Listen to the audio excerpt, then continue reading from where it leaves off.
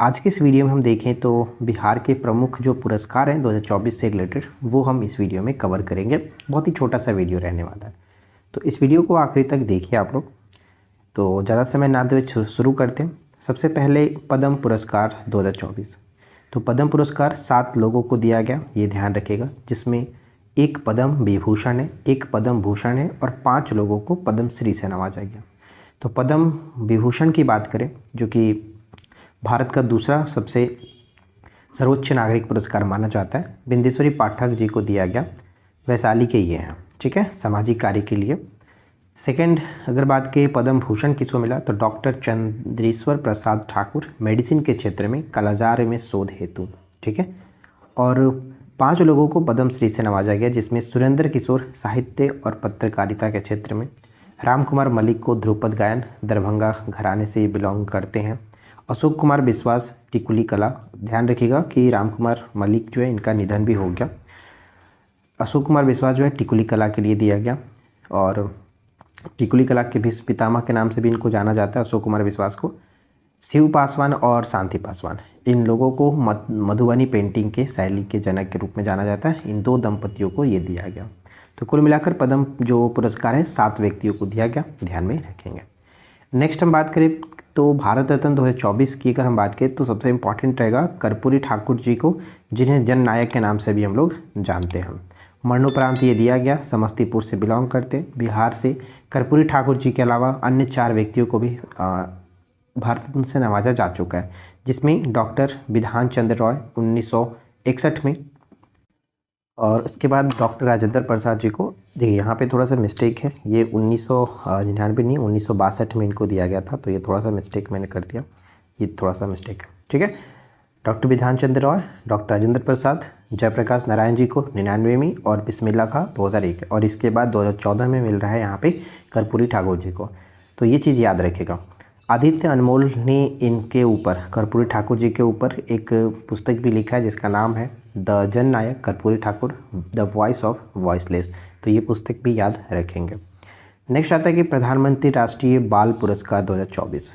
तो देखिए बिहार से एक व्यक्ति को यहाँ पे दिया गया, टोटल 19 छात्रों को ये पुरस्कार मिला, प्रधानमंत्री राष्ट्रीय बाल पुरस्कार 24, जिसमें से एक छात्र बिहार से हैं, मोहम्मद हुसैन पटना से, कला एवं संस्कृति के क्षेत्र से ये जुड़े हैं। नटराज कला सम्मान किसको मिला, तो नटराज कला सम्मान प्रसाद रत्नेश्वर जी को, जो कि पूर्वी चंपारण से ये बिलोंग करते हैं, ठीक है। 78वां स्वतंत्रता दिवस झांकी 2024 में प्रथम पुरस्कार किसको मिला, यानी कि 15 अगस्त के दिन जो झांकी निकला स्वतंत्रता दिवस के दिन, उसमें प्रथम पुरस्कार बिहार शिक्षा परियोजना परिषद को दिया गया। बिहार में बात कर रहे हैं, ठीक है। थीम क्या था, तो गुणवत्ता शिक्षा का बढ़ता आकार, सर्वांगीण विकास का सपना साकार, ये जो इसका थीम रखा गया था। और सेकेंड रैंक जीविका जो है जीविका को मिला। ठीक उसी तरह से अगर हम बात करें तो 75वां गणतंत्र दिवस झांकी पुरस्कार 24 में बिहार की अगर हम बात करें, यानी 26 जनवरी के दिन की जो झांकी निकली थी, उसमें प्रथम जो पुरस्कार है नगर विकास एवं आवास विभाग को दिया गया था। थीम का था कबाड़ से कमाल। और सेकेंड रैंक जो मिला, सेकेंड पुरस्कार मिला, बिहार राज्य खेल प्राधिकरण को दिया गया था। तो यहाँ तक कोई समस्या नहीं होना चाहिए। वीडियो अगर आपको पसंद आ रहा है तो प्लीज़ वीडियो को लाइक और चैनल को सब्सक्राइब करके जाइएगा। इसके बाद नेक्स्ट हम बढ़ते हैं साहित्य अकादमी युवा पुरस्कार 2024। तो साहित्य अकादमी युवा पुरस्कार 2024 में देखिए मैथिली भाषा में अगर हम बात करें तो रिंकी झा ऋषिका मधुबनी से बिलोंग करती हैं। कविता संग्रह इनका है नदी घाटी सभ्यता के लिए, ठीक है, नदी घाटी सभ्यता के लिए रिंकी झा ऋषिका को साहित्य अकादमी युवा पुरस्कार 2024 दिया गया मैथिली भाषा में। अब हिंदी भाषा की बात करें तो गौरव पांडे हैं, स्मृति के बीच घिरी पृथ्वी, कविता संग्रह है स्मृति के बीच घिरी पृथ्वी के लिए दिया गया। नेक्स्ट है कि साहित्य अकादमी बाल पुरस्कार 24, ठीक है, साहित्य अकादमी बाल पुरस्कार 24। तो मैथिली भाषा में डॉक्टर नारायण जी मधुबनी से बाल कथा संग्रह अनार के लिए, और हिंदी में देवेंद्र कुमार 51 बाल कहानियों के लिए दिया गया। नेक्स्ट पॉइंट आता है कि राष्ट्रीय शिक्षक पुरस्कार 2024। तो 2 लोगों को मिला है, एक तो सिकंदर कुमार सुमन है कैमूर से, और दूसरे हैं डॉक्टर मीनाक्षी कुमारी जो कि मधुबनी से। तो 2 लोगों को राष्ट्रीय शिक्षक पुरस्कार दिया गया। राष्ट्रीय रचनाकार क्रिएटर्स पुरस्कार 2024 के तहत सांस्कृतिक राजदूत ऑफ द ईयर का पुरस्कार किसको मिला? तो मैथिली ठाकुर को दिया गया, मधुबनी से बिलोंग करती हैं Maithili Thakur. Young global leader of the world, young global leader of the world Sharad Sagar जो हैं ये सिवान से बिलोंग करते हैं, इनको ये पुरस्कार दिया गया। हिंदी साहित्य शिरोमणि पुरस्कार, हिंदी साहित्य शिरोमणि पुरस्कार 24 राम आश्रय गोयल, ठीक है, राम आश्रय गोयल, ये याद रखेंगे। आप लोग फटाफट से कमेंट करके बताइएगा कि नेक्स्ट जो टॉपिक रहेगा वो आप क्या देखना चाहते हैं। फिजियो ऑफ द ईयर सम्मान 2024, फिजियो ऑफ द ईयर सम्मान 2024 डॉक्टर राजेश कुमार सुमन सीतामढ़ी से, ठीक है, डॉक्टर राजेश कुमार सुमन सीतामढ़ी से। 15वां CIDC विश्वकर्मा पुरस्कार 24 तो गेल इंडिया जो है इनको मिला। बरौनी गुवाहाटी प्राकृतिक गैस पाइपलाइन परियोजना के लिए गेल इंडिया को 15वां CIDC विश्वकर्मा पुरस्कार दिया गया। भारत गौरव पुरस्कार 2024, भारत गौरव पुरस्कार आचार्य किशोर कुणाल, आचार्य किशोर कुणाल जो है इनको भारत गौरव पुरस्कार से नवाजा गया। बिहार का best startup of the year award किसे मिला? बिहार का बेस्ट स्टार्टअप अवार्ड 2024 का अवार्ड मिला है मेडिवाइज़र, यानी स्वास्थ्य के क्षेत्र में मेडिवाइज़र जो है इसको दिया गया। तो जैसा कि आपको पता ही है कि ये कितना इम्पॉर्टेंट टॉपिक हो जाता है और इस पर हमने बहुत सारी वीडियोस पहले भी बात की हुई है, लेकिन रिवीजन के पर्पस अगर देखा जाए तो हमें हर बार कुछ देखना पड़ता है। तो हम कोशिश कर रहे हैं कि हर टॉपिक को अपने तरीके से थोड़ा सा अलग तरीके से आप लोगों के सामने रिप्रेजेंट कर सके ताकि आपको अच्छे तरीके से वो याद हो सके, समझ में आए, ठीक है।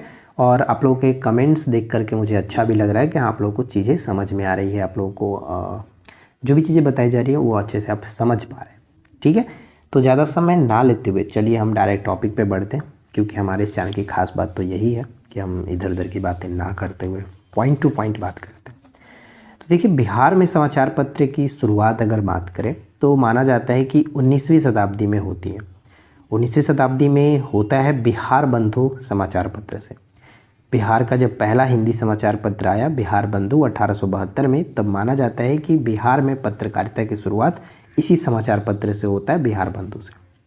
लेकिन ध्यान रखना है कि 1872 में जब ये प्रकाशित हुआ, जिसके पहले संपादक थे मुंशी हसन अली,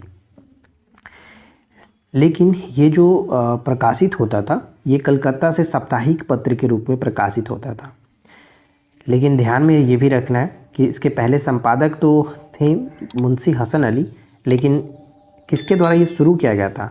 बालकृष्ण भट्ट और केशवराम भट्ट। तो ऑप्शन में जिस तरह से आपको देखे, ज़्यादातर तो केशवराम भट्ट ही देखने को मिलता है, लेकिन बिहार की PCS की बात हम लोग कर रहे हैं तो ऐसा कुछ नहीं है कि जो हम नहीं समझ सकते, नहीं आ सकता है। तो आप मान करके चलो कि अगर ऑप्शंस में दोनों नाम देखने को मिले तो फिर ऑप्शन डी पर टिक के रहना, ठीक है, एक से अधिक। तो बालकृष्ण भट्ट और केशवराम भट्ट के द्वारा शुरू किया गया था 1872 में। पहले संपादक होते हैं मुंशी हसन अली। कलकत्ता से साप्ताहिक पत्रिका के रूप में ये प्रकाशित हुआ, लेकिन बाद में 1874 यानी 2 वर्षों के पश्चात पटना से दैनिक समाचार पत्र के रूप में प्रकाशित होने लगा। तो ये ध्यान रखिएगा कि साप्ताहिक से दैनिक बना। आगे अगर हम थोड़ा सा बढ़े तो बिहार से पहला दैनिक समाचार पत्र कौन सा था? हिंदी समाचार पत्र। अब वहाँ पर थोड़ा सा ध्यान रखना आपको कि ऊपर वाला क्वेश्चंस भी तो यही था कि बिहार में पटना से दैनिक रूप में प्रकाशित होने लगा 1874, लेकिन थोड़ा सा यहाँ पे डिफरेंसेस ये है कि ये डायरेक्ट दैनिक समाचार पत्र के रूप में सर्वहितैषी 1880 में पटना से प्रकाशित होता था, ठीक है। बिहार से पहला दैनिक हिंदी समाचार पत्र सर्वहितैषी था, क्योंकि ऊपर वाला जो हम बिहार बंधु देखते हैं वो साप्ताहिक रूप में 1872 में स्टार्ट हुआ कलकत्ता से। 2 वर्ष के बाद जाकर के उसका स्थानांतरण किया गया पटना में 1874 में, तब जाकर के दैनिक बना। लेकिन ये डायरेक्ट ही दैनिक के रूप में स्टार्ट हुआ था, इसलिए सर्वहितैषी माना जाता है कि बिहार का पहला दैनिक हिंदी समाचार पत्र था, ठीक है। पटना से ये प्रारंभ होता था। पहला अंग्रेजी समाचार पत्र की बात करें तो दी बिहार हेराल्ड था। दी बिहार हेराल्ड पटना से गुरु प्रसाद सेन के द्वारा शुरू किया गया था 1875 में। और ये सबसे इम्पॉर्टेंट प्रश्न है, इसे याद रखिएगा, एकदम VVI। नेक्स्ट आता है इंडियन क्रॉनिकल।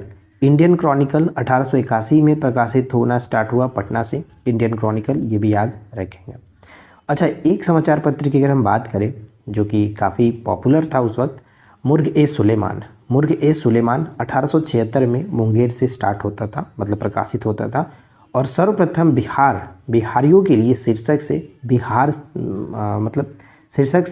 बिहार पृथक आंदोलन की बात कही गई थी इस समाचार पत्र में, यानी मुर्ग ए सुलेमान 1876 में ये प्रकाशित होता था मुंगेर से। ठीक है। नेक्स्ट अगर हम बात करें बिहारी टाइम्स, तो यहाँ पे थोड़ा सा ध्यान रखना है। देखिए बिहारी टाइम्स 1903 में पटना से ये प्रकाशित होता था, लेकिन 1906 में भागलपुर से प्रकाशित होने वाला बिहार न्यूज़, इन दोनों को एक साथ मिला दिया गया, यानी बिहारी टाइम्स और बिहार न्यूज़ दोनों को मिला करके दी बिहारी टाइम्स के नाम दिया गया, दी बिहारी टाइम्स नाम दिया गया। और दी बिहारी टाइम्स एक ऐसा समाचार पत्र था जो बिहार को पृथक प्रांत बनाने की मांग में प्रस्तुति में सक्रिय था। ठीक है। और इसे भी यानी द बिहारी टाइम्स को भी 1917 में जाकर के बंद कर दिया गया। और जब ये बंद होता है 1917 में, उसके बाद एक और समाचार पत्र की एंट्री होती है जिसका नाम है सर्चलाइट। 15 जुलाई 1918 को सर्चलाइट स्टार्ट होता है। समाचार पत्र की शुरुआत होती है किसके द्वारा? मुरली मोहन प्रसाद के द्वारा, मुरली मोहन प्रसाद जी के द्वारा स्टार्ट होता है, जिसके संस्थापक के रूप में डॉक्टर सच्चिदानंद सिन्हा थे, जिसे आधुनिक भारत के निर्माता के रूप में भी हम जानते हैं। पहले संपादक की बात करें, पहले संपादक सैयद हैदर हुसैन थे, सैयद हैदर हुसैन थे। यहाँ पे 3 नाम आपको याद रखना है। सर्चलाइट की शुरुआत की थी मुरली मोहन प्रसाद, संस्थापक थे सच्चिदानंद सिन्हा, पहले संपादक थे सैयद हैदर हुसैन। ठीक है। और ये साप्ताहिक पत्रिका के रूप में स्टार्ट हुआ था, साप्ताहिक। देखिए ध्यान दीजिए, सर्चलाइट एक अंग्रेजी समाचार पत्र था, साप्ताहिक के रूप में ये प्रकाशित हुआ था। 1930 में दैनिक रूप लिया। इसने सविनय अवज्ञा आंदोलन और भारत छोड़ो आंदोलन में महत्वपूर्ण भूमिका निभाई थी। ये तो क्लियर है। अगर हम यहाँ पे बात करें तो सर्चलाइट का हिंदी सह प्रकाशन प्रदीप नाम से 1947 में शुरू हुआ, जो कि 1986 में जाकर के बंद हुआ। यानी सर्चलाइट का ही हिंदी संस्करण था प्रदीप, जो कि 1947 से प्रारंभ हुआ, 1986 में जाकर के ये बंद हुआ। तो यहाँ पर जो भी चीज़ें बताई गई उनको ध्यान में रखिएगा, इंपॉर्टेंट पॉइंट है। ठीक है। अगर आपको अच्छा लग रहा है तो प्लीज़ वीडियो को लाइक और चैनल को सब्सक्राइब कर लीजिएगा, क्योंकि इस तरह का रेगुलर वीडियो हम प्रोवाइड करा रहे हैं। नेक्स्ट आता है दी मदरलैंड, और ये दी मदरलैंड भी बहुत ही महत्वपूर्ण है, क्योंकि इसके जो संस्थापक थे मजरूल हक थे। पटना से ये प्रकाशित हुआ था और असहयोग आंदोलन के दौरान इसे स्टार्ट किया गया था। 1985 में इसका प्रकाशन बंद करके उसके स्थान पर हिंदुस्तान टाइम्स के पटना संस्करण की शुरुआत की गई, यानी इसे 1985 में बंद किया गया और इसके स्थान पर हिंदुस्तान टाइम्स स्टार्ट हुआ। नेक्स्ट आता है कि बिहार का पहला उर्दू समाचार पत्र कौन था? तो नूरल अनवार। ठीक है, नूरल अनवार बिहार का पहला उर्दू अखबार था, जो कि आरा से प्रकाशित होता था। और किसके द्वारा? तो मोहम्मद हाशिम द्वारा। ठीक है, मोहम्मद हाशिम द्वारा। तो यहाँ पे हमने 3 चीज़ें देखा, जैसे कि पहला अगर पूछे कि बिहार में पहला हिंदी अखबार कौन था, तो बिहार बंधु। ठीक है। और बिहार का पहला दैनिक हिंदी अखबार अगर आपसे पूछ लिया जाए तो सर्वहितैषी कहेंगे। बिहार का पहला अंग्रेजी अखबार कौन था? तो बिहार हेराल्ड 1875 में गुरु प्रसाद सेन जी के द्वारा स्टार्ट हुआ। और उर्दू अखबार की बात करें तो उर्दू अखबार आप यहाँ पे देख ही पाएंगे, नूरल अनवार आरा से मोहम्मद हाशिम के द्वारा। नेक्स्ट दी पटना टाइम्स। दी पटना टाइम्स जो समाचार पत्र है 1924 में स्टार्ट हुआ था मोहम्मद यूनुस के द्वारा। तो कुल मिलाकर समाचार पत्र से जुड़ी हुई जो भी चीज़ें थी वो हमने इस वीडियो में कवर किया। आशा करते हैं कि आपको ये छोटा सा वीडियो, प्यारा सा वीडियो अच्छा लगा होगा। पसंद आया हो तो लाइक एंड शेयर कर दीजिएगा। और रही बात पीडीएफ की, तो पीडीएफ आपको हमारे एप्लीकेशन पर पेड कोर्स वाला जो सेक्शन है बिहार स्पेशल और 17 बीपीएससी का दोनों बैचेस में देखने को मिल जाएगा। तो सबसे पहले देखिए, समझ लीजिए कि बिहार में ऊर्जा विशेष विद्युत की आवश्यकता और उपलब्धता सुनिश्चित करने के उद्देश्य से बिहार सरकार के द्वारा 7 निश्चय, जो कि 15 से 20 तक कार्यक्रम चला था। इसके अंतर्गत हर घर बिजली लगातार कार्यक्रम शुरू किया गया था। ठीक है। और इसके अंतर्गत हम बात करें तो बहुत सारे ताप विद्युत संयंत्र जो कि बिहार में कार्यरत हैं। तो अगर हम देखें एक एक करके, जब सबसे पहले हम स्टार्ट करते हैं यहाँ पे कि बिहार राज्य विद्युत बोर्ड की स्थापना कब की गई थी, तो ध्यान रखिएगा बिहार राज्य विद्युत बोर्ड की स्थापना 1958 में किया गया है, 1958 में। बेगूसराय में स्थित है बरौनी ताप विद्युत संयंत्र। मतलब बरौनी ताप विद्युत संयंत्र बरौनी में स्थित है और बरौनी जो पड़ता है वो बेगूसराय में, तो मैंने जिला यहाँ पे बताया आपको, ठीक है। अगर भागलपुर की बात करें तो भागलपुर में 2 विद्युत संयंत्र आपको देखने को मिलेगा, केंद्र देखने को मिलेगा। एक तो Kahalgaon super thermal power station होता है और दूसरा होता है पीरपैंती ताप विद्युत केंद्र। ये दोनों नाम याद रखिएगा, खास करके कहलगांव तो आपको अच्छे से याद रखना है, ठीक है, इम्पॉर्टेंट रहेगा। इसके बाद अगर हम आगे बढ़ें तो बांका में देखेंगे। बांका में सुपर ताप परियोजना करके एक है जो कि बांका में पड़ता है। नेक्स्ट लखीसराय में कजरा ताप विद्युत केंद्र कहाँ स्थित है? लखीसराय में, ठीक है। औरंगाबाद के बारे में जानती हैं, नवीनगर ताप विद्युत केंद्र औरंगाबाद में पड़ता है। बक्सर ताप विद्युत केंद्र बक्सर के चौसा में स्थित है, ठीक है। बक्सर ताप विद्युत केंद्र ये चौसा में स्थित है। इसके बाद नेक्स्ट हम देखें पटना में बाढ़ सुपर थर्मल पावर केंद्र बाढ़ में स्थित है और ये बाढ़ जो है वो पटना के अंतर्गत आता है, तो ये थोड़ा सा इम्पॉर्टेंट रहेगा, बाढ़ सुपर पावर थर्मल केंद्र। नेक्स्ट देखिए एक और ये है कि कांटी, ठीक है। कांटी ताप विद्युत केंद्र मुजफ्फरपुर में पड़ता है। कांटी ताप विद्युत केंद्र कहाँ पर? मुजफ्फरपुर में। तो यहाँ पर जो भी चीज़ें बताएं उनको तो अच्छे से याद रखना है, खास करके बिहार राज्य विद्युत स्थापना बोर्ड कब की गई थी, मतलब बोर्ड की स्थापना 1958 में किया गया था। और 2 चीज़ और याद रखिए, जैसे कि हमने बिहार का आर्थिक सर्वेक्षण 23-24 देखा था, तो उसमें मैंने एक चीज़ बताया आपको कि आर्थिक सर्वेक्षण 23-24 के आंकड़ों के अनुसार 22-23 में बिहार में कुल विद्युत की खपत कितनी हो गई है? तो 68-80 मेगावाट हो गया, ठीक है, मेगावाट। अगर हम यहाँ पे बात करें कि राज्य में ऊर्जा की प्रति व्यक्ति खपत कितनी है, तो प्रति व्यक्ति खपत 329 किलोवाट घंटा, यानी यूनिट हो गया 329 किलोवाट घंटा। तो देखिए फ्रेंड्स, बहुत ही छोटा सा टॉपिक था, लेकिन जो भी चीज़ें यहाँ पे आपको बताई गई उनको याद रखिएगा, खास करके कहलगांव, पीरपैंती, कांटी, कजरा, ये सब जो है चार नाम आप देख रहे हैं वो बार बार रिपीट होता है। कहलगांव, पीरपैंती, कांटी और कजरा, ये जो 4 नाम है वो थोड़ा सा इंपॉर्टेंट रहेगा, ठीक है। सबसे पहला हम बात करते हैं झिझिया नृत्य के बारे में, जो कि पेपर में सबसे ज़्यादा यही पूछा जाता है, बिहार से नृत्य की बात करते हैं। तो देखिए झिझिया नृत्य में होता ये है कि ये जो है वो दुर्गा पूजा के पहले इसका आयोजन किया जाता है और इसमें राजा चित्रसेन और उनकी रानी की कथा पर यह केंद्रित होता है। इस नृत्य में अगर बात करें तो सिर्फ महिलाएं ही भाग लेती हैं। महिलाओं के समूह में एक महिला अपने सिर पर घड़ा लेकर के नृत्य करती है और बाकी महिला उसकी सहायता करती है, यानी इसमें पुरुष का कोई रोल नहीं होता है, सिर्फ और सिर्फ महिला इसमें भाग लेती है झिझिया नृत्य में। तो बस ये 2 चीज़ याद रखना है कि दुर्गा पूजा से पहले होता है और इसमें सिर्फ और सिर्फ महिलाएं भाग लेती हैं। सेकेंड जो क्वेश्चन है, यानी सेकेंड जो नृत्य है वो बहुत इंपॉर्टेंट रहेगा, क्यों मैं आप लोगों को बताऊंगा।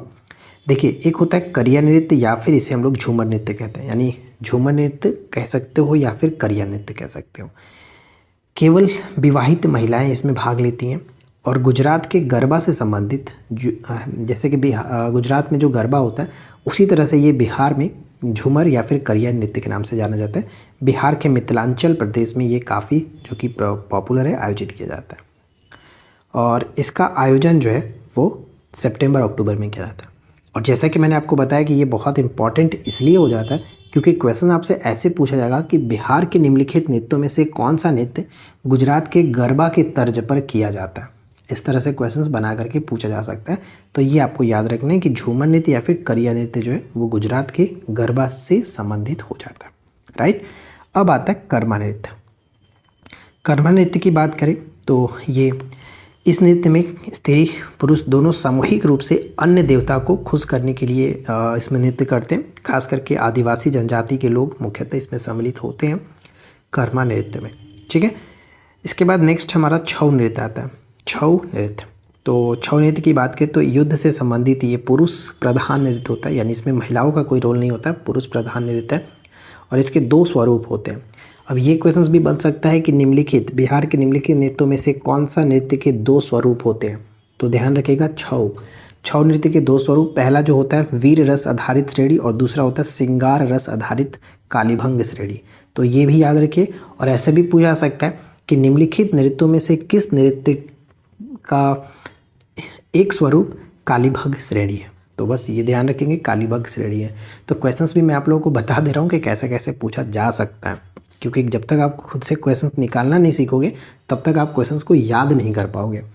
नेक्स्ट आता है जोगीरा नृत्य। जैसे हम लोग होली में आपने सुना होगा जोगीरा सुनने को मिलता है होली में खास करके, तो इसी को जोगीड़ा कहा जा रहा है। जोगीड़ा नृत्य होली के अवसर पर ये होता है। पुरुष महिलाओं सम्मिलित रूप से इसमें भाग लेती हैं, क्योंकि आपको पता ही है कि होली में सब लोग एक दूसरे के साथ मिल करके खुशी से नाचते झूमते हैं और उसमें रंग गुलाल एक दूसरे पर उड़ाया जाता है। तो ये उसी से जो मिलता जुलता नृत्य है जोगीड़ा नृत्य। ठीक है। नेक्स्ट झरने नृत्य।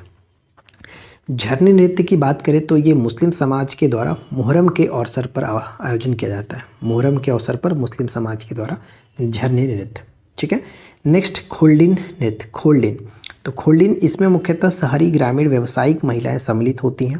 ज़्यादा कुछ इंपॉर्टेंट नहीं है, बस याद रखिएगा खोल्डिन नृत्य। निम्नलिखित में से कौन सा नृत्य बिहार से, तो उसमें ऑप्शन दिखेगा खोल्डिन, आप वहाँ पे टिक कर लेना बिहार से।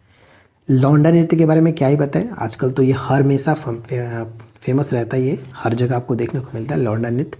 इस नृत्य में पुरुष या फिर महिलाएं जो होती हैं वो महिला का रूप लेती हैं। अगर महिलाएं तो फिर तो कोई दिक्कत ही नहीं है, लेकिन पुरुष जो होता है वो महिला का रूप धारण करके ही नाचता है। लौंडा नृत्य के बारे में क्या ही बताऊं, सभी को पता है, और ख़ास करके ये भोजपुर में फेमस है, ऐसा बुक में देखने को मिला, तो ये ध्यान रखिएगा। और बिहार के अन्य नृत्य की बात करें, यानी इसके अलावे भी बहुत सारे नृत्य हैं जो बिहार में हैं, लेकिन पॉपुलर पेपर के अकॉर्डिंग देखा जाए तो ये सब थे जो मैंने आपको ऊपर में बताया। अब इसके अलावा जैसे कि कठ घोड़वा नृत्य हो गया, धोबिया नृत्य होता है, गंगिया नृत्य हो गया, झन्नी बिन्नी नृत्य होता है, घोघोरानी नृत्य, गोंडी नृत्य होता है, धन कटनी नृत्य होता है, इत्यादि बहुत सारे नृत्य इसके अलावा भी है। ठीक है। सबसे पहले हम बात करते हैं कि बिहार पंचायती राज व्यवस्था कब लागू हुई। तो देखिए, बिहार में पंचायती राज व्यवस्था सर्वप्रथम बिहार पंचायत समिति एवं जिला परिषद अधिनियम 1961 के तहत अस्तित्व में आया था, जिसे 17 फरवरी 1962 को कानून का दर्जा प्राप्त हुआ और इसे लागू किया गया। ठीक है। जैसा कि हम जानते हैं बिहार या फिर अलग अलग कुछ स्टेट्स हैं जहाँ पर, मतलब बिहार में मोस्टली स्टेट में त्रिस्तरीय पंचायती राज व्यवस्था लागू की गई। बलवंत राय मेहता समिति की जो सिफारिश थी त्रिस्तरीय पंचायती राज व्यवस्था की, उसी को फॉलो किया जाता है। लेकिन कुछ कुछ स्टेट हैं जहाँ पर त्रिस्तरीय के अलावा 4 स्तरीय भी हैं, 2 स्तरीय भी है। ठीक है। तो फिलहाल हम वहाँ तक नहीं जाते, सिर्फ और सिर्फ इसमें बात करते हैं कि बिहार में त्रिस्तरीय प्रशासनिक व्यवस्था है, जिसमें पहला स्तर पर ग्राम पंचायत आता है, दूसरे स्तर पर आता है पंचायत समिति, और तीसरे स्तर पर जिसे सर्वोच्च स्थान पर रख सकते हैं हम लोग जिला परिषद। ठीक है। इन्हीं तीनों के बारे में डिस्कस करते हैं। तो यहाँ पे अगर हम देखेंगे 73वें संविधान संशोधन 1992 के तहत पंचायती राज व्यवस्था को संविधान की 11वीं अनुसूची में जोड़ा गया था। इसी संदर्भ में बिहार पंचायती राज अधिनियम 1993 में ही पारित किया गया और बिहार में भी त्रिस्तरीय प्रशासनिक व्यवस्था कायम है। ठीक है। तो बिहार में त्रिस्तरीय जो कि प्रशासनिक व्यवस्था है, और इसी के अंतर्गत हम सबसे पहले स्टार्ट करते हैं ग्राम पंचायत। पॉइंट टू पॉइंट ही बात करेंगे, एक्स्ट्रा कुछ नहीं, जो आपके पेपर के लिए इम्पॉर्टेंट है उसी पर हम लोग फोकस करेंगे। तो पंचायत समिति, तो जैसा कि हम जानते हैं पंचायतों के गठन के बारे में अगर हम बात करें तो अनुच्छेद 40 में ये बात कही गई है, आपको पता ही होगा। जब हम पढ़ते हैं राज्य के नीति निर्देशक तत्व, तो उसमें 36 से 51 के तहत आपको अनुच्छेद 40 में देखने को मिलता है कि ग्राम पंचायतों का जो संगठन है वो अनुच्छेद 40 के अंतर्गत आता है। ठीक है। तो पंचायती राज व्यवस्था के अंतर्गत सबसे निचले स्तर पर प्रशासनिक कार्यवाही के संचालन हेतु ग्राम पंचायत का गठन किया जाता है। बिहार में सामान्यतः लगभग 7000 आबादी पर एक ग्राम पंचायत की व्यवस्था की गई है। ये याद रखेंगे, लगभग 7000 आबादी पर। ग्राम पंचायत पर महिलाओं की भागीदारी बढ़ाने हेतु बिहार पंचायती राज अधिनियम 2006 में संपूर्ण सीटों में 50% सीटों का आरक्षण किया गया। पहले जनरली हम जानते थे 33% था, लेकिन जब से बिहार पंचायती राज अधिनियम 2006 आया तो उसमें महिलाओं के लिए सीटों की जो संख्या है वो 50% कर दी गई है, आरक्षण 50% दे दिया गया। ठीक है। तो ये पॉइंट इंपॉर्टेंट रहेगा, इसे अच्छे से याद रखना। अब यहाँ पे 2 चीज़ जो है वो अच्छे से समझिएगा। बैठक की जो अवधि होती है, यानी ग्राम पंचायत जो ग्राम सभा है इसकी जो बैठक होती है, बैठक की जो अवधि होती है, वो ग्राम सभा की बैठक समय समय पर होगी, लेकिन किन्हीं 2 बैठकों के बीच का जो अंतराल होना चाहिए वो 3 महीने से ज़्यादा नहीं होना चाहिए। ठीक है, 3 महीने से अधिक नहीं होना चाहिए, ये चीज़ ध्यान रखेंगे। अब बात आता है कोरम या फिर गणपूर्ति जिसको कहते हैं, मतलब कि किसी भी कार्यवाही के लिए इतने लोगों का होना आवश्यक है, अगर नहीं होंगे तो फिर नहीं होगा बैठक, ये चीज़ माना जाता है कोरम। तो किसी बैठक या किसी बैठक का कोरम ग्राम सभा के कुल सदस्यों का, ध्यान रखेंगे, कुल सदस्यों के 20वें भाग से पूरी होगी, यानी 20वां भाग वहाँ पर मौजूद होना चाहिए, तब जा कर के ये गणपूर्ति होगी। ठीक है, अब आता है पीठासीन पदाधिकारी, यानी जो बैठक का अधिकारी जो होगा, मतलब कि वो अध्यक्ष जिसे हम लोग कहते हैं, तो ग्राम सभा में कौन होता है? तो पीठासीन पदाधिकारी ग्राम सभा की प्रत्येक बैठक की अध्यक्षता संबद्ध ग्राम पंचायत का मुखिया और उसकी अनुपस्थिति में, अगर मुखिया अनुपस्थित है, नहीं है, तो वहाँ पर फिर उप मुखिया जो कि उसकी अध्यक्षता करेगा। अब यहाँ से एक प्रश्न ये पूछा जाता है कि त्याग पत्र के बारे में, ठीक है, यानी कि जो मुखिया होंगे, उप मुखिया होंगे, वो अपना त्याग पत्र किसको देंगे? ध्यान दीजिएगा कि ग्राम पंचायत का सदस्य अपना इस्तीफा मुखिया को देता है, लेकिन अगर बात मुखिया की आती है तो मुखिया अपना त्यागपत्र जिला पंचायती राज्य पदाधिकारी को देता है, साथ ही साथ उप मुखिया भी अपना अगर त्यागपत्र देना होगा तो वो भी जिला पंचायती राज्य पदाधिकारी को ही देगा, ये चीज़ ध्यान रखेंगे, ना कि वो मुखिया को देगा। ये पॉइंट इंपॉर्टेंट है, कंफ्यूज कर सकता है, तो याद रखिएगा कि मुखिया और उप मुखिया दोनों जो होंगे वो अपना त्यागपत्र जिला पंचायती राज्य पदाधिकारी को देंगे। ठीक है, ग्राम पंचायत की अवधि कितनी होती है? 5 वर्ष, यानी पंचायत की बैठक के पहली तिथि से 5 वर्ष होना चाहिए। बैठक बुलाता कौन है? तो मुखिया द्वारा बुलाई जाती है। तो ग्राम पंचायत से रिलेटेड सारे कुछ यहाँ पे मैंने बताया आपको, इतना याद रखिए, काम चल जाएगा। ठीक है, चलो आगे बढ़ते। अब नेक्स्ट पॉइंट आता है हमारा पंचायत समिति, जो कि दूसरा भाग है। प्रखंड स्तर पर प्रशासन को संचालित करने के लिए पंचायत समिति का गठन किया जाता है। जैसे हमने देखा, सबसे निचले स्तर पर प्रशासनिक कार्यवाही के संचालन हेतु ग्राम पंचायत का गठन किया जाता है, लेकिन प्रखंड स्तर पर अगर प्रशासन को संचालित करना है तो वहाँ पर पंचायत समिति का गठन किया जाता है। प्रत्येक 5000 की जनसंख्या पर पंचायत समिति के एक सदस्य को निर्वाचित किया जाता है, और इनका जो निर्वाचन होता है वो प्रत्यक्ष, ठीक है, पंचायत समिति का गठन जो है प्रत्यक्ष रूप से चुने गए सदस्यों के द्वारा होता है। पंचायत समिति की कार्यवाही जो है 5 वर्ष की होती है। बिहार में अगर वर्तमान में बात करें तो बिहार में कुल पंचायत समितियों की जो संख्या है वो 534 है, ये ध्यान रखिएगा। अब यहाँ पर एक प्रश्न ये बनेगा कि पंचायत समिति के प्रत्येक सदस्य को समिति की बैठक में मतदान का अधिकार होगा, यानी पंचायत समिति के प्रत्येक सदस्य को समिति के बैठक में मतदान करने का अधिकार है, लेकिन प्रमुख एवं उप प्रमुख के निर्वाचन या फिर हटाए जाने के विषय में निर्वाचित सदस्यों को ही मत देने का अधिकार होगा। ठीक है, अब आता है बात फिर से कि यहाँ पे जो प्रमुख और उप प्रमुख की बात की जा रही है। जैसे हमने ग्राम पंचायत जब देखा तो उसमें जो प्रमुख होते थे वो मुखिया और उप मुखिया होते हैं, यहाँ पर प्रमुख और उप प्रमुख होते हैं। तो प्रमुख जो होंगे वो अपना त्यागपत्र किसको देगा? तो प्रमुख जो है अपना त्यागपत्र अनुमंडल पदाधिकारी, अनुमंडल दंडाधिकारी इसको कहते हैं, जिसे SDM कहा जाता है। ठीक है, SDM। और उप जो प्रमुख होंगे, उप प्रमुख अपना त्यागपत्र प्रमुख को देगा, या फिर अगर प्रमुख अनुपस्थित है तो फिर उस स्थिति में SDM को देगा। ठीक है, तो ये चीज़ ध्यान रखिएगा, कंफ्यूज नहीं करना है, पेपर में इंपॉर्टेंट चीज़ है, ये पूछा जाता है। नेक्स्ट आती है कि पंचायत समिति का कार्यावधि कितनी होती है? तो उसकी पहली बैठक की निर्धारक तिथि से 5 वर्षों तक की होगी, मतलब जिस तरह से हमने ऊपर में देखा उस तरह से यहाँ पर भी है। अब यहाँ पर अगर कोरम की बात करें तो देखिए, पंचायत समिति के लिए कोरम की बात करें तो पंचायत समिति के कुल सदस्यों में से आधे सदस्यों की उपस्थिति में पंचायत समिति की बैठक का कार्य संवार के लिए कोरम बनेगा। यानी कहने का मतलब ये हुआ कि जिस तरह से हमने ग्राम सभा में देखा, यानी कि जो ग्राम पंचायत में देखा था कि किसी बैठक का कोरम ग्राम सभा के कुल सदस्यों के 20वें भाग से पूरा होता है, उसी तरह से यहाँ पर अगर हम पंचायत समिति की बात कर रहे हैं तो उस स्थिति में कुल सदस्यों के आधे सदस्यों का उपस्थित होना अनिवार्य माना जाता है, तब जाकर के कोरम पूरा होता है।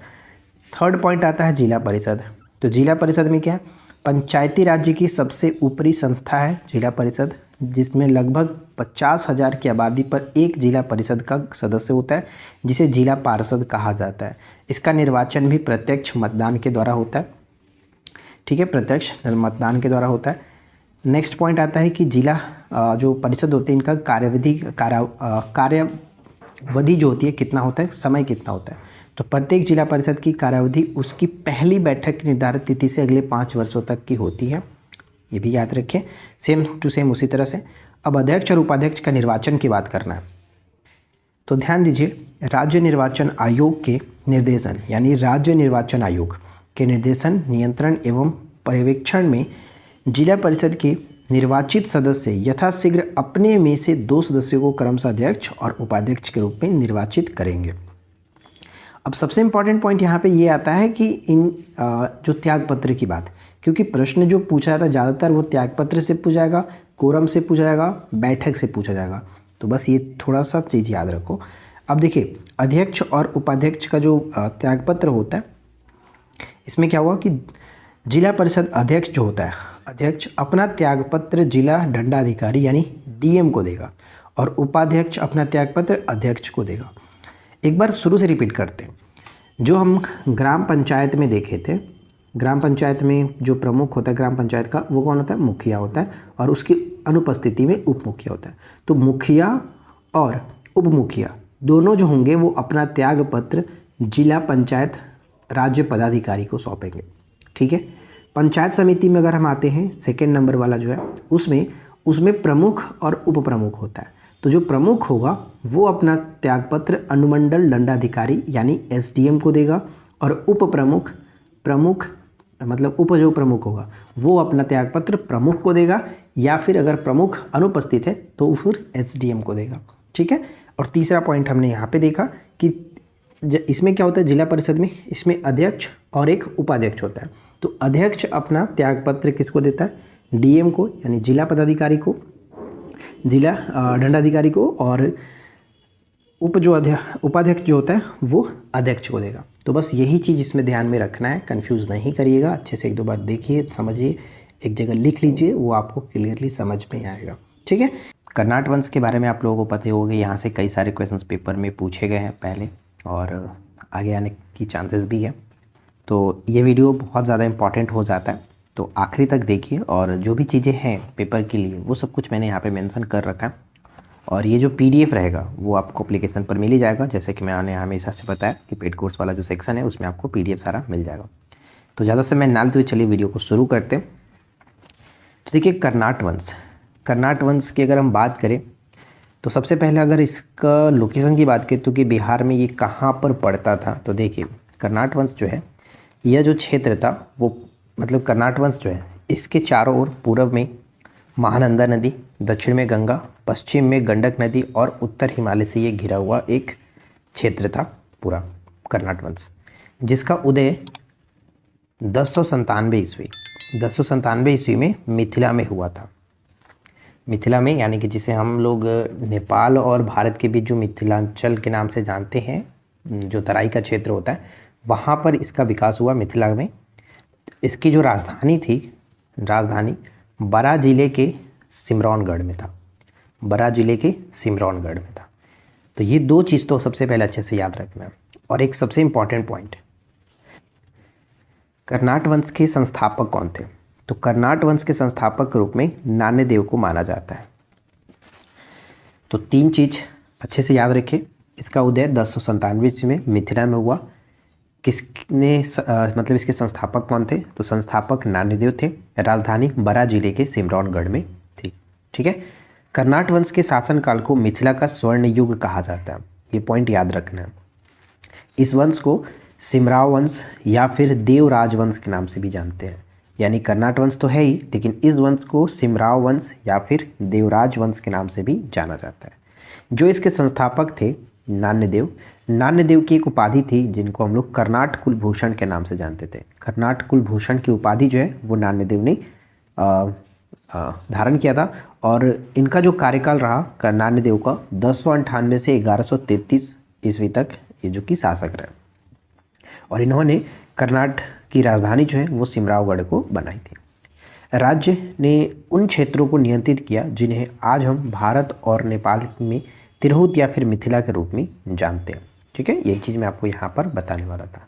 अब यहाँ पे एक पॉइंट तो आपको क्लियर हो ही गया, जैसे कि जो राजधानी थी वो बारां जिले के सिमरावगढ़ में था। लेकिन अगर पूछे कि कर्नाट वंश की दूसरी राजधानी कहाँ पर थी, तो दूसरी राजधानी दरभंगा थी, दूसरी राजधानी दरभंगा थी। ठीक है, आगे बढ़ते हैं। नेक्स्ट पॉइंट आता है कि फ्रांसीसी प्राच्यविद जो थे, या फिर हम कह सकते हैं विशेषज्ञ थे, जिनका नाम था सिलावेन लेवी, सिलावेन लेवी ने, इनके अनुसार नान्यदेव ने चालुक्य राजा विक्रमादित्य 6 की मदद से संभवतः सिमरावगढ़ पर अपना वर्चस्व स्थापित किया था। कौन? तो नान्यदेव ने। ठीक है, कर्नाट वंश का अंतिम शासक पूछा जा सकता है आपसे, तो हरि सिंह देव। हरि सिंह देव, हरि सिंह देव के समय में कुछ चीज़ें थीं जो कि बार बार पेपर में पूछा जाता है। जैसे कि मैं यहाँ पे आप लोगों को बताता हूँ कि पंजी प्रबंध की जो विकास हुआ, पंजी प्रबंध का जो विकास हुआ था वो हरि सिंह देव के समय में हुआ था। अब ये पंजी प्रबंध क्या था, यहाँ पे पढ़ सकते हैं कि वंशावली को लिखित रूप से सुरक्षित रखने की एक पुरानी पारंपरिक पद्धति होती थी, जिसे पंजी प्रथा, पंजी प्रबंध के नाम से जाना जाता था। ठीक है, और हरि सिंह देव जो अंतिम शासक थे, उनके समय में ही बिहार और बंगाल पर गयासुद्दीन तुगलक ने 1324-25 में आधिपत्य कर लिया था, यानी बिहार और बंगाल पर आधिपत्य कर लिया था। राइट। अच्छा, यहाँ पर तो आपको बताया कि पंजी प्रबंध का विकास हुआ था हरि सिंह देव के समय में, लेकिन एक पॉइंट यहाँ पर मैंने बताना भूल गया, मैं आपको बताता हूँ कि जो नान्यदेव थे, संस्थापक नान्यदेव, इनके समय में मिथिला भाषा का जो है, मिथिला भाषा का विकास नान्यदेव के समय में हुआ था। तो ये चीज़ भी याद रखेंगे।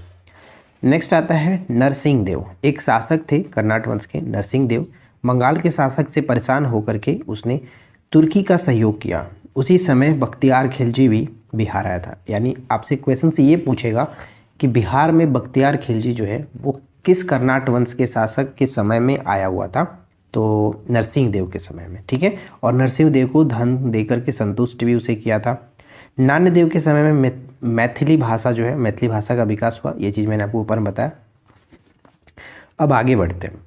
नेक्स्ट जो पॉइंट आप यहाँ पे देखेंगे, राम सिंह देव। ठीक है, राम सिंह देव तुर्की सेना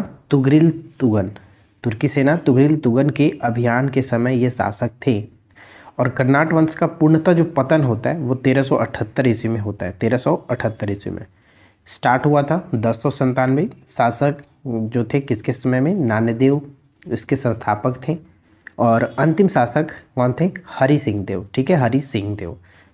राम सिंह देव के समय में एक और चीज़ याद रखिएगा, जैसे कि इनके समय में तिब्बती धर्म स्वामी कर्नाट राजवंश के दरबार में आए हुए थे, तिब्बती धर्म स्वामी। और तिरहुत में आगमन जो हुआ था इनका धर्म स्वामी का, वो है 1234, यानी 1234। ये अच्छा सा याद रख लीजिएगा। तो कुल मिलाकर जो भी चीज़ें थी वो यही है, मैंने आपको सब कुछ बताया। खास करके इसमें आपको याद रखना है, संस्थापक कर्नाट कुलभूषण की उपाधि नान्यदेव ने धारण करी थी। कर्नाट वंश का अंतिम शासक हरि सिंह देव थे। पंजी प्रबंध का विकास हरि सिंह देव के समय में हुआ। बख्तियार खिलजी जो है बिहार आया था किसके समय में, तो नरसिंह देव के समय में, नरसिंह देव के समय में। ठीक है, नान्यदेव के समय में मैथिली भाषा का विकास हुआ। पंजी प्रबंध का विकास हरि सिंह देव के समय में होता है। और गयासुद्दीन तुगलक ने बिहार और बंगाल पर आधिपत्य किया था किसके समय में, तो अंतिम जो शासक थे हरि सिंह देव के समय में। ठीक है, कब, तो 1324। ठीक है, 1324-25 में।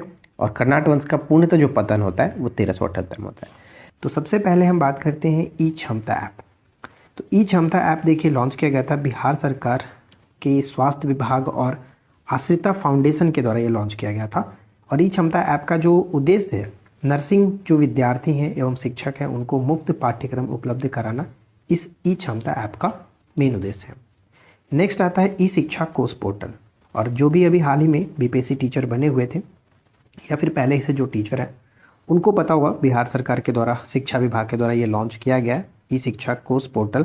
इसमें सरकारी स्कूलों में शिक्षकों को अपनी हाजिरी दर्ज कराने हेतु एवं शिक्षा विभाग की जो भी योजनाएं रहेंगी उसको जानकारी देने हेतु ये ई शिक्षा कोर्स पोर्टल को हाल ही में लॉन्च किया गया।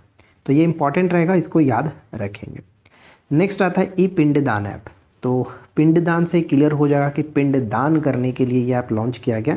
तो बिहार पर्यटन विभाग के द्वारा ये लॉन्च है, ये थोड़ा सा याद रखिएगा। और ऑनलाइन पिंडदान करने के लिए ये ऐप लॉन्च किया गया। तो आप समझ सकते हो कि कहाँ तक डिजिटलाइजेशन किया जा रहा है कि पिंडदान भी अब ऑनलाइन किया जाएगा। जिसका शुल्क है, जिसकी फ़ी रखी गई है 23,000 रुपये। मतलब गरीब आदमी के लिए तो बिल्कुल नहीं है। और सही भी बात है, अमीर आदमी के पास अभी इस चीज़ के लिए भी कहाँ उनके पास टाइम होता है, तो इसलिए वो ऑनलाइन वो करेंगे। चलो खैर कोई बात नहीं। नेक्स्ट आता है बालू मित्र पोर्टल। तो देखो, बालू मित्र पोर्टल, आपको पता ही है कि बालू को लेकर के बिहार में कितनी सारी प्रॉब्लम्स चल रही हैं। तो इसके लिए सरकार ने एक पोर्टल लॉन्च किया, खान एवं भूतत्व विभाग के द्वारा लॉन्च किया गया। बालू की ऑनलाइन होम डिलीवरी की जाएगी भाई, ठीक है। बालू की ऑनलाइन डिलीवरी, जैसे आप पिज़्ज़ा ये सब मंगाते हो ऑनलाइन, उस तरह से आप बालू भी मंगा सकते हो। नेक्स्ट आता है कि पुलिस वाणी चैनल स्टार्ट किया गया है बिहार पुलिस के द्वारा। और इसमें होगा क्या, बिहार पुलिस द्वारा दिन भर का जो भी अपडेट्स हैं वो आप इस चैनल पे देख सकते हैं, पुलिस वाणी चैनल पर। नेक्स्ट आता है कि clean air Bihar app Bihar राज्य प्रदूषण नियंत्रण बोर्ड के द्वारा ये लॉन्च किया गया है। फिलहाल ये 3 जिलों में लॉन्च किया गया है, पटना, गया और मुजफ्फरपुर में सेवा शुरू की गई है क्लीन एयर बिहार ऐप का, ठीक है। और ख़ास करके ये क्वेश्चन इंपॉर्टेंट इसलिए हो जाता है, आपसे ऐसे पूछा जा सकता है कि हाल ही में बिहार राज्य प्रदूषण नियंत्रण बोर्ड के द्वारा शुरू की गई क्लीन एयर बिहार ऐप निम्नलिखित में से किस जिले में सेवा प्रदान नहीं कर रही है, ठीक है, प्रदान नहीं कर रही है। तो आपको ये याद रखना है कि पटना, गया और मुजफ्फरपुर में सेवाएं काम शुरू की है, लेकिन इसके अलावा बाकी ज़िले में नहीं होगा। तो ऑप्शंस पे थोड़ा सा ध्यान रखिएगा, इस तरह से क्वेश्चंस पूछा जा सकता है। परिमार्जन प्लस पोर्टल, पहले भी परिमार्जन पोर्टल था, लेकिन अब इसमें प्लस ऐड कर दिया गया। परिमार्जन प्लस पोर्टल बिहार राजस्व एवं भूमि सुधार विभाग के द्वारा लॉन्च किया गया। भूमि संबंधी दस्तावेजों में सुधार हेतु आप ऑनलाइन कर सकते हैं परिमार्जन प्लस पोर्टल पर, ठीक है। विद्यावाहिनी ऐप जो है, विद्यावाहिनी ऐप के द्वारा बिहार शिक्षा विभाग के द्वारा ये लॉन्च किया गया था। कक्षा 1 से 12 तक के पाठ्यक्रम सामग्री ऑनलाइन उपलब्ध कराने हेतु ये विद्यावाहिनी ऐप को लॉन्च किया गया। अनमोल ऐप, पहले भी हम बात किए हुए अनमोल ऐप के बारे में, बिहार स्वास्थ्य विभाग के द्वारा गर्भवती महिलाओं और शिशुओं की ऑनलाइन मॉनिटरिंग के लिए ये है, ठीक है। वंडर ऐप भी कुछ इसी तरह से मिलता जुलता है, वंडर ऐप के बारे में हमने डिस्कस किया हुआ है, तो ये थोड़ा सा याद रखेंगे, ठीक है। चलिए आगे बढ़ते हैं। नेक्स्ट आता है बिहान ऐप। तो देखिए, बिहान ऐप तो पहले ही लॉन्च किया गया, बहुत पहले की बात है कि बिहार कृषि विभाग के द्वारा लॉन्च किया गया था। डिजिटल रूप से किसानों की सेवा के लिए ये लॉन्च किया गया। बिहार हॉर्टिकल्चर एग्रीकल्चर, सबसे पहले फुल फॉर्म याद रखिएगा, क्योंकि ऐसे क्वेश्चन पूछा जा सकता है कि हाल ही में बिहार कृषि विभाग के द्वारा लॉन्च किया गया बिहान ऐप में एच का क्या तात्पर्य है, ए का क्या तात्पर्य है, एन का क्या तात्पर्य है, ऐसे करके क्वेश्चन पूछा जा सकता है। तो Bihar horticulture agriculture natural resource management app, ये इसका पूरा नाम है, ठीक है। तो ये थोड़ा सा याद रखिएगा। बेफिक्र ऐप के बारे में भी आपको पता ही है, बेफिक्र ऐप, दृष्टि ऐप, ये सब कुछ लॉन्च किया गया। तो बेफिक्र ऐप के बारे में मैंने पहले ही बताया आपको, बिहार जल संसाधन विभाग के द्वारा बाढ़ एवं सुखाड़ के संबंधित जानकारी क्षेत्रीय स्तर पर रियल टाइम में पहुंचाने के लिए लॉन्च किया गया, ठीक है फ्रेंड्स। चलो अब आगे बढ़ते हैं। इंद्रव्रज ऐप, तो इंद्रव्रज ऐप यहाँ पे किससे संबंध रखता है, आपदा प्रबंधन विभाग से, आपदा प्रबंधन विभाग से, ये याद रखेंगे, ठीक है। बिहान ऐप के बारे में आपको कई बार बता चुका हूँ, बिहान ऐप का संबंध किससे, तो कृषि मंत्रालय से संबंध रखता है, तो ये चीज़ याद रखेंगे, कृषि मंत्रालय से बिहान ऐप, ठीक है। अश्विनी पोर्टल हाल ही में लॉन्च किया गया था। अश्विनी पोर्टल का संबंध किससे था, तो आशा कार्यकर्ताओं के लिए भुगतान नियमित रूप से मिल सके, ये चीज़ों को ध्यान में रखने के लिए अश्विनी पोर्टल को स्टार्ट किया गया था, ठीक है, अश्विनी पोर्टल। उसके बाद आगे देखिए वंडर ऐप। वंडर ऐप के बारे में मैंने आपको बताया था कि दरभंगा में इसको स्टार्ट किया गया था नीतीश कुमार जी के द्वारा। यहाँ पे देखिए क्या है कि राज्य की गर्भवती महिलाओं के चिकित्सीय विवरण अलग अलग अस्पतालों के बीच सरलतम आदान प्रदान करने हेतु ये स्टार्ट किया गया था वंडर ऐप, ठीक है। सिंपल सी भाषा में आप इसको कह सकते हैं कि प्रसव के दौरान होने वाली जो मृत्यु दर है उसको ये कम करने के लिए, उस चीज़ों को समझने के लिए ये बनाया गया था वंडर ऐप, ठीक है, वंडर ऐप। चलिए उसके बाद बात करते हैं हम लोग नेक्स्ट पॉइंट कह रहे हैं कि ई निश्चय पोर्टल। ई निश्चय पोर्टल पंचायती राज विभाग के द्वारा ये जो कि जारी किया गया, और इसमें क्या है कि हर घर नल का जल और गली नाली पक्कीकरण योजना से संबंधित जो शिकायतें होंगी इस पर हम ऑनलाइन कर सकते हैं ई निश्चय पोर्टल के तहत, ठीक है। तो ई निश्चय पोर्टल इंपॉर्टेंट है। उसके बाद hit Covid app. Hit Covid app home isolated मरीजों की नियमित निगरानी और ट्रैकिंग सुनिश्चित करने के लिए हिट कोविड ऐप बिहार के सरकार के द्वारा लॉन्च किया गया था। उसके बाद है विद्या वाहिनी ऐप। विद्या वाहिनी ऐप का संबंध शिक्षा मंत्रालय से है। इसका संबंध क्या हुआ कि कक्षा 1 से लेकर के 12वीं के छात्रों के लिए डिजिटल शिक्षा को बढ़ावा देना है। विद्या वाहिनी ऐप नाम से ही क्लियर है, विद्या यानी कि शिक्षा से संबंधित है। उसके बाद है परिमार्जन पोर्टल। तो परिमार्जन पोर्टल राजस्व एवं भूमि सुधार विभाग के द्वारा ये संबंध रखता है, भूमि सुधार विभाग, ठीक है, परिमार्जन पोर्टल।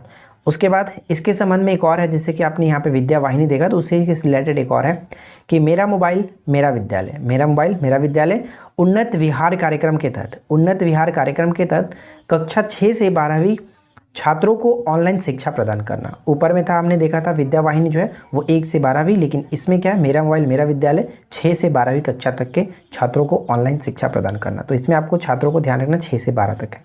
अनमोल ऐप का संबंध किससे, तो अनमोल ऐप देखिए गर्भवती महिलाओं और नवजात शिशु की मॉनिटरिंग के लिए इसको लॉन्च किया गया था। किसके द्वारा, स्वास्थ्य मंत्रालय के द्वारा, स्वास्थ्य मंत्रालय के द्वारा, राइट, इंपॉर्टेंट है। चलिए उसके बाद आगे बढ़ते हैं। नेक्स्ट वन है कि ई लॉट्स पोर्टल। ई लॉट्स पोर्टल का संबंध किससे, तो ये भी आपका बिहार शिक्षा परियोजना परिषद के द्वारा लॉन्च किया गया ई लॉट्स पोर्टल। इसमें क्या है कि शिक्षकों एवं विद्यार्थियों के लिए ई पुस्तकालय का शुरुआत किया गया ई लॉट्स पोर्टल, ठीक है। इसके बाद आता है हमारा नेक्स्ट वन है कि ई संबंधन पोर्टल। डायरेक्ट पूछा जाएगा कि ई संबंधन पोर्टल का संबंध किससे है, तो ये शिक्षा से संबंधित है। राइट टू एजुकेशन के द्वारा निजी स्कूलों में 25% जो गरीब बच्चे होंगे उनके नामांकन की जानकारी देना है, तो ये आपका ई संबंधन पोर्टल। और इसके बाद है चक बिहार ऐप। चक बिहार ऐप, इसके लिए एक समझौता किया गया IIT रुड़की के द्वारा ये बनाया गया। तो किससे संबंधित है, तो चक से आप देख सकते हैं, चकबंदी, बिहार में चकबंदी के लिए चक बिहार ऐप को लॉन्च किया गया IIT रुड़की की सहायता से, तो ये याद रखना है। उसके बाद हमारा बनता है नेक्स्ट वन की गृह दर्शन ऐप। गृह दर्शन ऐप गृह विभाग के द्वारा, इसमें क्या है कि कानून व्यवस्था को और बेहतर करने एवं ज़रूरत के समय आम लोगों की मदद करने के लिए गृह दर्शन ऐप को लॉन्च किया गया। क्लियर। दृष्टि ऐप ध्यान रहेगा, दृष्टि ऐप क्या है कि जल संसाधन विभाग के द्वारा इसको शुरू किया गया। जल संसाधन विभाग विभिन्न परियोजनाओं की जांच के लिए, निगरानी रखने के लिए दृष्टि ऐप को लॉन्च किया गया। उसके बाद हमारा बनता है स्वच्छता ऐप। स्वच्छता ऐप क्या है, तो इसमें याद रखना है कि स्वच्छता ऐप के संबंध में पटना नगर निगम के द्वारा ये लॉन्च किया गया फ्री पार्किंग प्रोवाइड कराने के लिए। निःशुल्क पार्किंग सुविधा उपलब्ध कराने हेतु पटना नगर निगम ने स्वच्छता ऐप को लॉन्च किया, ठीक है। उसके बाद है ई संजीवनी OPD ऐप। ई संजीवनी में क्या है कि बिहार वासी समान जो बीमारी होंगे उन घर बैठे वीडियो कॉल के जरिए जानकारी प्राप्त कर सकेंगे इस ऐप के, यानी कि इस ऐप के थ्रू, ठीक है, ई संजीवनी OPD ऐप। उसके बाद अगला क्या है, समाधान ऐप। तो समाधान ऐप निर्वाचन आयोग के द्वारा लॉन्च किया गया था। इसमें क्या है कि बिहार में पंचायत चुनाव 2021 को लेकर के राज्य निर्वाचन आयोग ने आम लोगों को जानकारी देने के लिए इस एप्लीकेशन को बनाया था, समाधान ऐप, ठीक है। उसके बाद है सुविधा ऐप। सुविधा ऐप समाधान ऐप दोनों ध्यान रखेंगे, थोड़ा सा एक जैसा लग रहा है। और उसके बाद हमारा सुविधा ऐप में क्या है, सुविधा ऐप ये है कि ये ऊर्जा विभाग के द्वारा शुरू किया गया था, सुविधा ऐप ऊर्जा विभाग। और इसमें क्या है कि वितरण जो कंपनी यानी ऊर्जा जो डिपार्टमेंट ऊर्जा वितरण करता है, उसमें क्या है कि वितरण कंपनियों द्वारा उपभोक्ताओं को विभिन्न प्रकार की सेवाओं को प्रदान कराना है। जैसे नया बिजली कनेक्शन लेना हो तो आप ले सकते हो इस सुविधा ऐप के थ्रू। ऑनलाइन बिल भुगतान कर सकते हैं, बिजली चोरी की सूचना दे सकते हैं, किसी प्रकार की कोई शिकायत करना हो तब कर सकते हैं। यानी इस ऐप से आप बिजली से संबंधित, ऊर्जा विभाग से संबंधित सारी जानकारी आप यहाँ पर ले सकते हैं, शिकायत दर्ज करा सकते हैं। ग्रेट। तो ये चीज़ आप ध्यान रखेंगे, ऊर्जा विभाग से संबंधित है सुविधा ऐप। उसके बाद आगे बढ़ते हैं। नेक्स्ट वन है कि Bihar career portal. Bihar career portal शिक्षा विभाग के द्वारा संबंध रखता है। बिहार कैरियर पोर्टल माध्यमिक और उच्च माध्यमिक कक्षाओं के छात्र छात्राओं को कैरियर काउंसलिंग के लिए इसको लॉन्च किया गया था Bihar. Hello everyone, welcome back to online study zone. देखिए आज के इस वीडियो में हम एक छोटा सा टॉपिक लेकर आए हैं जो कि बहुत इंपॉर्टेंट भी है। बिहार में 2024 के जो भी प्रमुख पुस्तक और उनके लेखक रहे जो आपके पेपर के लिए इम्पॉर्टेंट रहेगा, पूछा जा सकता है, वो मैंने यहाँ पे इंक्लूड कर दिया जो मुझे एक्सपेक्टेड लगता है। ठीक है, तो ये छोटा सा वीडियो आपके लिए बहुत ज़्यादा इंफॉर्मेटिव है, तो एंड तक देख लेना और अच्छे से याद रख लेना। और ये PDF मैं आपको अपने एप्लीकेशन पर दे ही दूँगा, जो भी कोर्सेज़ है हमारा। तो चलिए ज़्यादा समय ना लेते वीडियो को शुरू करते हैं और आप वीडियो को ध्यान से देखिएगा क्योंकि ये नाम आपको याद रखना है। इसमें से कुछ नाम आपको अच्छे से याद होगा पहले से ही। तो सबसे पहला हमारा पुस्तक आता है अनकहे अल्फाज। अनकहे अल्फाज, इस पुस्तक के लेखक की बात करें तो सुनीता रंजन है। सुनीता रंजन जी लेखिका, अनकहे अल्फाज की लेखिका हो गई सुनीता रंजन, नाम याद रखेंगे। नीम का शहद, ये हम कई बार डिस्कस किए हुए। नीम के शहद की बात करें तो डॉक्टर राजवर्धन आज़ाद इस पुस्तक के लेखक हैं। और इन्होंने एक और पुस्तक लिखा था सोने के हाथ, ठीक है, सोने का हाथ नामक एक और पुस्तक इन्होंने लिखा था, तो ये भी याद रख लीजिएगा।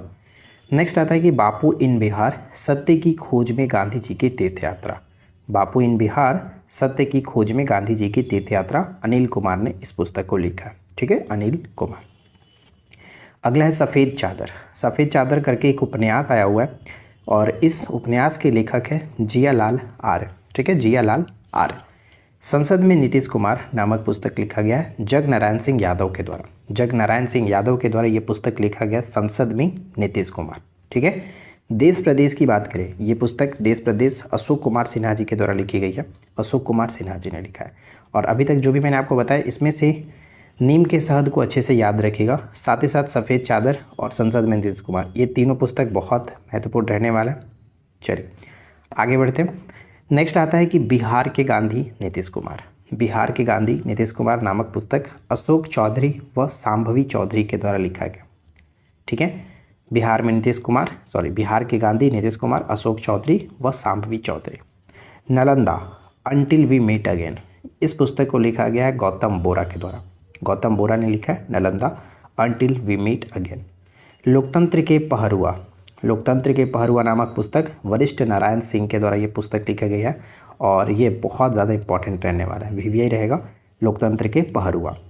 हाल ही में आपको पता है कि कर्पूरी ठाकुर जी को भारत रत्न से नवाजा गया, तो इन पर एक पुस्तक लिखी गई है the Jan Nayak Karpoori Thakur the voice of voiceless, ठीक है, the Jan Nayak Karpoori Thakur the voice of voiceless.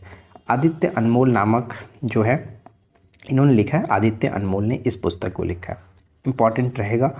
Bihar के पद्मश्री कलाकार, इस पुस्तक के लेखक है अशोक कुमार सिन्हा। यही अशोक कुमार सिन्हा जो आप यहाँ पे देख रहे हैं, देश प्रदेश अशोक कुमार सिन्हा, इन्होंने ही ये लिखा है बिहार के पद्मश्री कलाकार, ठीक है। नेक्स्ट, अभी मैं जिंदा हूँ गौरैया, यानी इस पुस्तक का नाम है अभी मैं जिंदा हूँ गौरैया, ठीक है। इस पुस्तक को लिखा है संजय कुमार ने, संजय कुमार ने लिखा। जैसा कि आप जानते ही हैं कि अब जो कि गौरैया जो पक्षी है, जो हमें बचपन में बहुत ज़्यादा देखने को मिलती थी, लेकिन अब बहुत ही कम देखने को मिलती है, तो उन्हीं पर एक ये पुस्तक लिखा गया है अभी मैं जिंदा हूँ गौरैया, संजय कुमार। नेक्स्ट की जनता के सेवक नीतीश कुमार, जनता के सेवक नीतीश कुमार, सफक बानो ने लिखा, सफक बानो ने इस पुस्तक को लिखा। Next the book of Bihari literature, the book of Bihari literature Abhay Kumar ने लिखा है, अभय कुमार। नीतीश कुमार अतरंग दोस्तों की नज़र से, नीतीश कुमार अतरंग दोस्तों की नज़र से उदयकांत ने इस पुस्तक को लिखा है। तो यहाँ पर मैंने आप लोगों के साथ करीब 12 से 14 बुक्स के बारे में डिस्कस किया और ये सभी जो बुक्स हैं वो आपके पेपर के लिए इम्पॉर्टेंट रहेगा। तो बुक्स एंड ऑथर से रिलेटेड जो भी इंपॉर्टेंट चीज़ें थी वो हमने डिस्कस कर लिया। आई होप कि फ्रेंड्स आप लोगों को ये छोटा सा वीडियो पसंद आया होगा और इसको आप रिवीजन करते रहिएगा टाइम टू टाइम, क्योंकि याद रखना ज़रूरी है। सिर्फ वीडियो एक बार देख लेने से याद नहीं हो जाता, आप टाइम टू टाइम रिवीजन करिएगा ताकि ऑप्शंस जब मिले तो आप आराम से कर सको। ऐसा नहीं कि आप कन्फ्यूजन में गलत टिक करके आओ, ठीक है। तो अगर वीडियो पसंद आया हो तो प्लीज़ लाइक एंड शेयर कर दीजिएगा। चैनल पे पहली बार है तो सब्सक्राइब करके नोटिफिकेशन बेल आइकन को ऑल पे सेट कर दीजिए। और रही बात बिहार स्पेशल की PDF की, तो आपको हमारे एप्लीकेशन पर मिल जाएगा। आप हमारे एप्लीकेशन पर जा करके बिहार स्पेशल वाला बैच ज्वाइन कर सकते हैं, जहाँ पे सभी आपको बिहार स्पेशल के कंटेंट मिल जाएंगे, ठीक है। सारा PDF आपको मिल जाएगा। तो स्टार्ट करते हैं हम लोग पहले इधर से। बिहार में प्रथम हम बात करेंगे, जिलों के बारे में बात कर रहे हैं, तो ध्यान से देखिएगा। जैसे अगर आपसे पूछा जाए कि पहला नगर वन कौन सा बना है, यानी कि कौन सा जो जिला है पहला नगर वन बन गया, तो आपका सही आंसर होना चाहिए गया। अब गया में आपको पता है कि ब्रह्मयोनी जो पहाड़ी है, ब्रह्मयोनी पहाड़ी, ये पेपर में भी पूछा जा चुका है ऑलरेडी। तो ये चीज याद रखेंगे कि ब्रह्मयोनी पहाड़ी जो कि पहला नगर वन घोषित किया गया है, गया जिले में स्थित है, ठीक है। नेक्स्ट आता है कि पहला रबर डैम फल्गु नदी पर, आपको पता ही है कि गया में पहला रबर डैम बनाया गया था, तो इसको याद रखेंगे गया। और पहला बटरफ्लाई पार्क बनाने की जो घोषणा की गई है वो आपका रोहतास में, जो तुतला भवानी आपने नाम सुना होगा, जो कि हमारे घर से कुछ ही किलोमीटर पर पड़ता है, तो बटरफ्लाई पार्क आपका रोहतास में, याद रखेंगे। नेक्स्ट आता है कि पहला साइंस सेंटर जो कि पटना में बनेगा, APJ अब्दुल कलाम, ये आपका पटना में पहला साइंस सेंटर पटना में बनेगा। डायनासोर पार्क बनाने की घोषणा की गई है। डायनासोर पार्क राजगीर नालंदा में, ठीक है, नालंदा के राजगीर में ये बनेगा डायनासोर पार्क। नेक्स्ट, पहला खेल विश्वविद्यालय भी नालंदा में है। और पहला ग्लास ब्रिज की बात करें तो ये भी नालंदा में ही बना है। तो ग्लास ब्रिज के बारे में आपको पता है, ठीक है, नालंदा में स्थित है। अब देखिए नालंदा से यहाँ पे 3 चीजें आ गई जो देखने को मिला। और करंट अफेयर्स में मैंने आपको ये भी चीज बताया कि 2020 से मार्च 2024 तक इन 5 सालों में सबसे साइबर धोखाधड़ी जो ज्यादातर की गई है उसमें ये नालंदा शीर्ष पर रहा है, ठीक है, नालंदा शीर्ष पर रहा है साइबर धोखाधड़ी में। साइबर धोखाधड़ी, ठीक है, साइबर धोखाधड़ी में शीर्ष पर रहा है। नेक्स्ट है कि कछुआ पुनर्वास केंद्र बनाने की घोषणा की गई है भागलपुर में। कछुआ पुनर्वास केंद्र जो है वो भागलपुर में बनेगा, मतलब बना है, ये थोड़ा सा याद रखेंगे। और यहाँ पर एक चीज मैंने मेंशन नहीं किया, जैसे कि आपका एशिया का पहला डॉल्फिन रिसर्च सेंटर जो है वो पहला डॉल्फिन रिसर्च सेंटर पटना में बनेगा, यहाँ पे आप थोड़ा सा याद रख लेना। पहला जैविक हाट जो है वो भी आपका भागलपुर में, यानी पहला बायोडीजल रिफाइनरी जो है वो पटना में बनने की घोषणा है।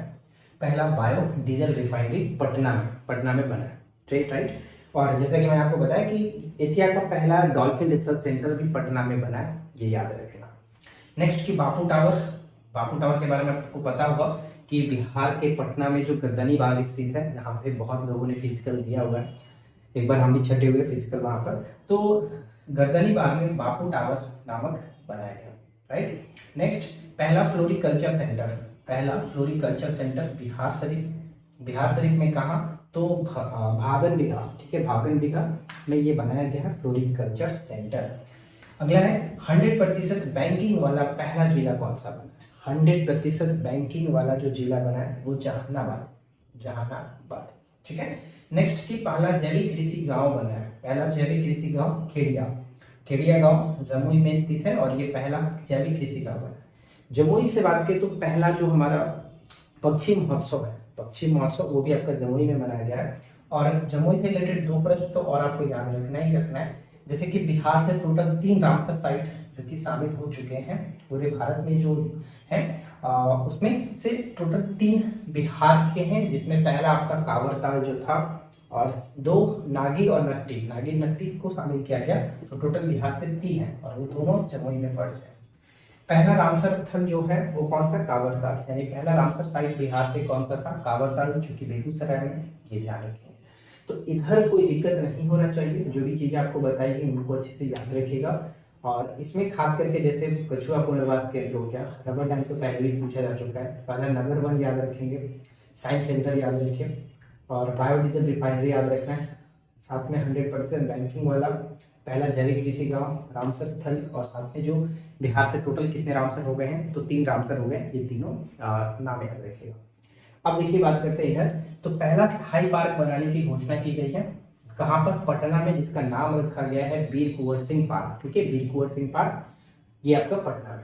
पहला जैव विविधता पार्क जो कि बनाया जाएगा अररिया में, अररिया के कौन से गांव में, तो कुसियार गांव नामक जो जगह है, कुसियार गांव में बनेगा पहला जैव विविधता पार्क। पहला फॉरेंसिक साइंस डिपार्टमेंट, यानी कि बिहार के भोजपुर में प्रस्तावित किया गया है पहला फॉरेंसिक साइंस डिपार्टमेंट को, ठीक है, तो ये भी थोड़ा सा याद रखेंगे। नेक्स्ट आता है कि जैविक खेती मॉडल प्रशिक्षण केंद्र बना है, कहां पर, जैविक खेती मॉडल प्रशिक्षण केंद्र फतुहा, पटना के फतुहा में बना है। पहला वन्य जीव अस्पताल बनाया गया है, कहां पर, शेरपुर, मुजफ्फरपुर के शेरपुर में बनाया गया है पहला वन्य जीव अस्पताल।